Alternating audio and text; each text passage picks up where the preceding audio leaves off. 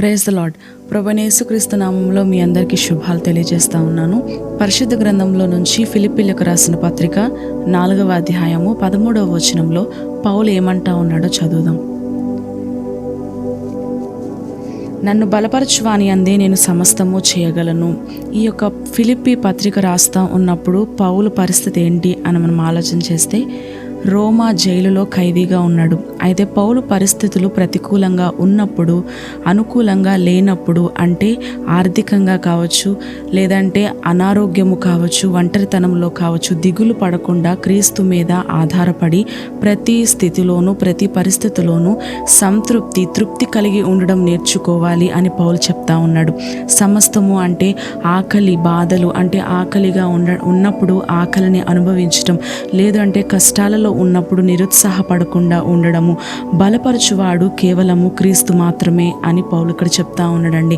మన యొక్క సొంత శక్తి కాదు, మన యొక్క సొంత తెలివితేటలు కాదు, కానీ ఆయన ఇచ్చే బలాన్ని కలిగి మనం ముందుకు కొనసాగినట్లయితే మన జీవితము ఫలభరితంగా ఉంటుంది అని దేవుని యొక్క వాక్యము సెలవిస్తాము. ఎంతమంది అయితే ఒక షార్ట్ వీడియోని చూస్తూ ఉన్నారో, మన యొక్క ఆత్మవిశ్వాసము వలన కాదు, కానీ కేవలము క్రీస్తులో విశ్వాసం ఉంచితే, ఆయన యందు నమ్మిక ఉంచితే ఖచ్చితంగా అసాధ్యములను కూడా సుసాధ్యములు చేసే దేవుని కలిగి ఉన్నాము కనుక మన యొక్క ప్రతి ఒక్క భారము, మనకి కలిగినటువంటి ప్రతి ఒక్క కష్టము, మన యొక్క కలిగినటువంటి ప్రతి ఒక్క కన్నీటిని దేవుని యొక్క సన్నిధానంలో ఎప్పుడైతే మనం విడిచిపెడతామో, దేవుడు తగిన శక్తిని, తగిన యొక్క బలాన్ని మనకు అనుగ్రహిస్తాడు.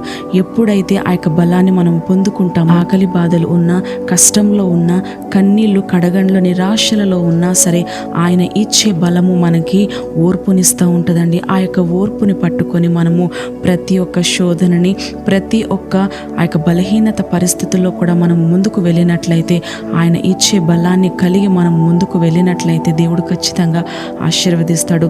విత్తబడిన ఈ యొక్క వాక్యము నూరంతలుగా ఫలింపచేయునుగాక. ఆమేన్.